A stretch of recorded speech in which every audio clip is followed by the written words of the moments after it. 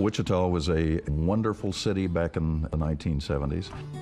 Just a nice Midwestern city where people could raise their family without any fear. Very safe, very good schools, very wholesome, family-oriented town.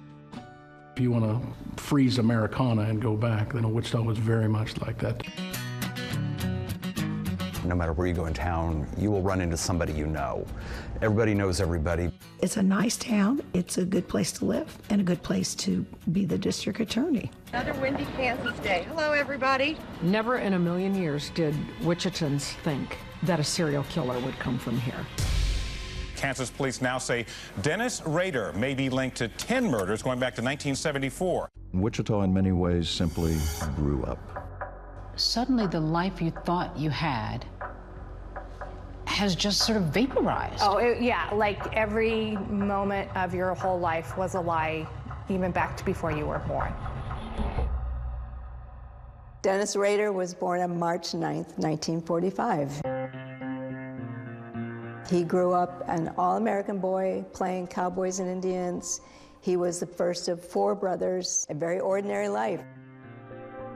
His childhood was very normal. He was raised in the rural area with good parents. Had he come from a happy home? Yeah, I would say he came from a really solid home. I was very close to his parents, my grandparents, Bill and Dorothea. Did you ever get any sense that he had experienced anything abusive or physically? No, there was nothing ever to hint at that something could be amiss with my father.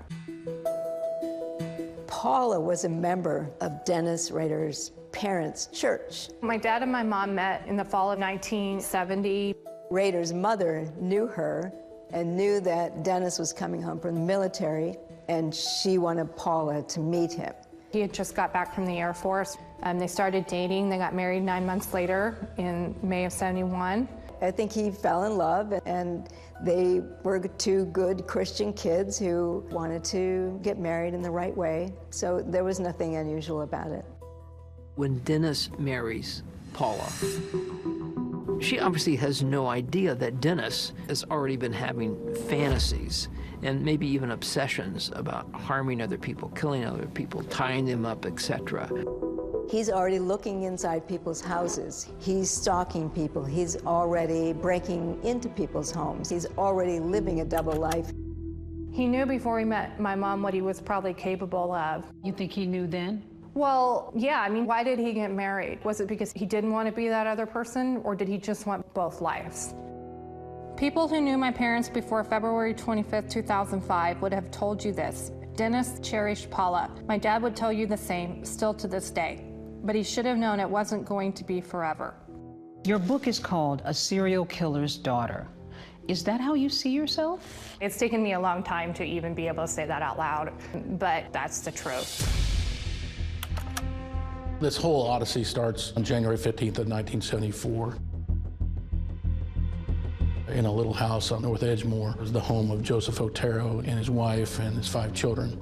He saw it was a corner house, just kind of everything about it attracted him. He says now that he spotted Mrs. Otero and one of her daughters when he was driving my mom to work and then stalked their family.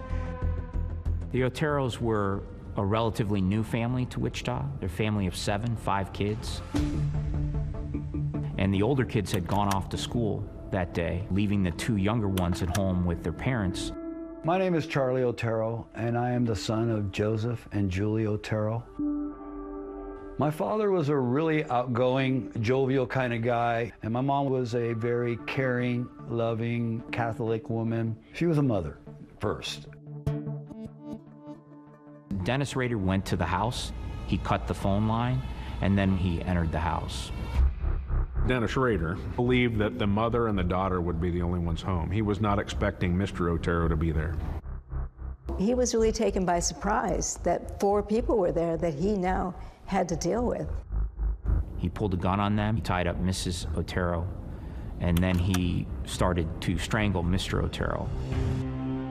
He wanted that very close personal engagement where their life was literally in his hands. So he wanted to strangle them. When the older children came back from school that day, they couldn't get into their house, so they forced entry into it. They discovered their parents. I ran down the hall, went in their bedroom, and saw my mother on the bed, my father on the floor. My heart just got ripped out of my chest. My life changed instantly. Charlie Otero ran to a neighbor's house, called the police. It was the police who discovered his little brother in another room, and then found their sister. They went down into the basement, and I found Josephine. 11-year-old Josephine Otero will be bound with rope, and she's hanging just off the floor. He hangs her, probably has a fantasy about that, leaves his DNA at the scene, and leaves. I thank God every day that I didn't find Joey and Josie, because I don't know how I would have handled it. There's a lot of evidence collection that you don't know what you're going to do with. You want to collect everything because you get one shot at a crime scene. Law enforcement will collect DNA on the floor. They didn't collect it for analysis. They just did not have the technology. In 1974, who would think that DNA testing was going to be this criminal investigative tool? Myself and another reporter were on the scene of the Otero murder. And that murder was a little different because the police weren't saying anything. So we knew that something really terrible had happened in that house. The Otero murders rocked this city. It was unheard of in Wichita, Kansas, to have a family of 4 murdered. Why would someone want to kill this wonderful family? Unknown to Wichita, they had just been visited by someone who was killing for sport. What he does next will make it perfectly clear that Dennis Rader is after much more than just murder. He really wants the spotlight. He wanted to be the most famous serial killer in the country.